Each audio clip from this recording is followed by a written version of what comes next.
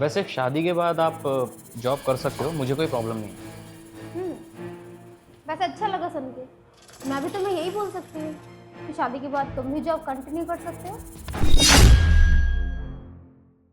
क्या हुआ, अच्छा नहीं लगा ना सुन के? नहीं, ऐसी कोई बात नहीं है। अगर तुम बोलोगी कि शादी के बाद जॉब नहीं करनी तो मैं जॉब भी नहीं करूँगा। सच में तुम जॉब नहीं करोगे? हाँ, मैं जॉब नहीं करूँगा। अब मान लो कि शादी के बाद मेरी वाइफ की सैलरी 4 से 5 लाख रुपए होगी, तो मुझे जॉब करने की क्या ज़रूरत है? सैलरी से तुम्हें क्या लेना देना? अरे भाई, ये क्या बात हुई? अब जिस लड़की से मेरी शादी होने वाली है उसके बारे में तो मुझे पता होना चाहिए ना। तो तुम शादी सैलरी देख के करोगे? क्यों? तुम देख कर नहीं करोगी क्या? अच्छा, ये सब छोड़ो। तुम ये बताओ कि तुम्हारे पास गाड़ी कौन सी है? वरना है। और पापा के पास?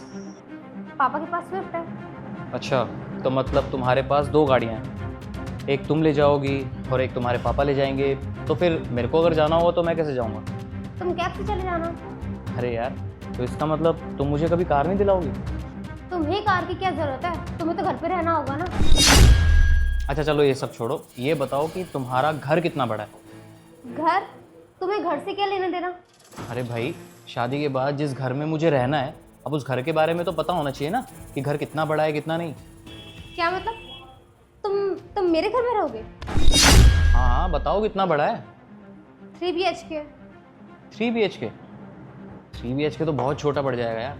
अब एक रूम में तुम्हारे मम्मी पापा रहेंगे, एक रूम में तुम्हारी सिस्टर रहेगी, एक रूम में हम रह लेंगे। लेकिन योगा का क्या? अब मेरे को योगा के लिए एक रूम तो एक्स्ट्रा चाहिए होगा ना। नहीं यार, घर ना बहुत छोटा पड़ जाएगा। तुम एक काम करो, शादी के बाद ना हमारे लिए एक फ़्लैट ले लेना जिसमें हम आराम से रह सकेंगे, ठीक है? और रही बात तुम्हारे मम्मी पापा की, तो उनको छोड़ देना तुम।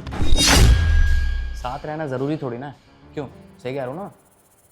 ये क्या बकवास कर रहे हो तुम? देखो, अभी मेरी बात पूरी नहीं हुई है, पूरी करने दो पहले। हाँ बोलो।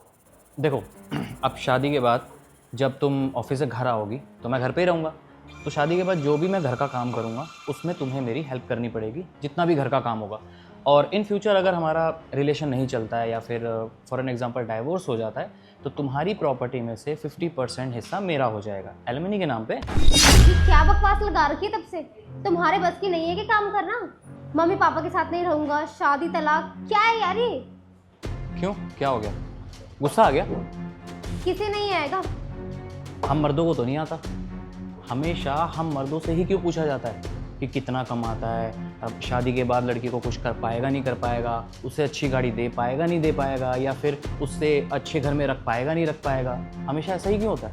उसकी अच्छे से ख्वाहिशें पूरी कर पाएगा नहीं कर पाएगा, और जो भी वो फ्लैट लेगा वो फुल्ली फर्निश्ड होना चाहिए। क्यों? क्योंकि लड़की का कंफर्ट जोन भी देखना है, उसे अच्छा लाइफस्टाइल भी देना है ना?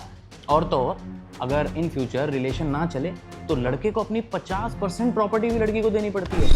हर वक्त मर्द हमेशा औरत से डील ही करता रहता है कि उसको क्या चाहिए क्या नहीं चाहिए, कैसे रहना चाहिए कैसे नहीं रहना चाहिए।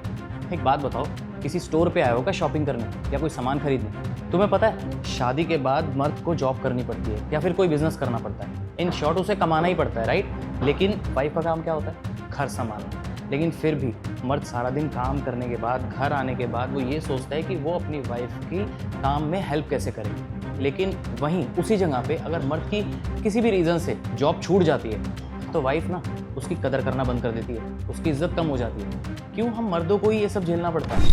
भगवान ने ना बहुत ही प्यारी चीज़ बनाई थी मर्द, और वो भी बनाने के बाद ये सोचता होगा कि मैंने क्या बनाया था और ये क्या बन के रह गए।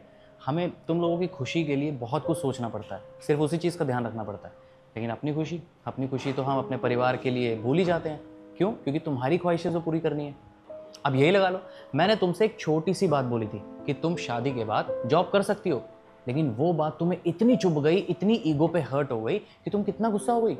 देखो, बात सिर्फ एक्सेप्ट करने की थी, एग्री करने की थी और समझने की थी, लेकिन तुमने क्या किया? तुमने तो अपने ईगो पे ही ले लिया। और हाँ, मैंने तुमसे एक सवाल पूछा था कि तुम कितना अर्न कर लेती हो? 45K। क्या? 45,000 रुपये बस? अरे यार, 45,000 रुपये! पापा ने भी कहाँ पे मेरा रिश्ता तय कर दिया, किससे मिलवाने के लिए ले आए। अरे यार, कहाँ 45,000 रुपये और कहाँ मैं? तुम मुझे कैसे खुश रख पाओगी?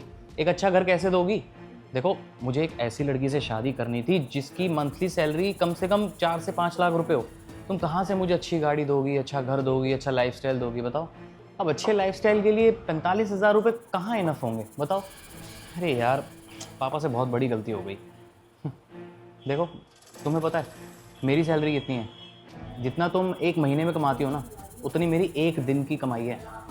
आई बड़ी जॉब नहीं करने दूंगी।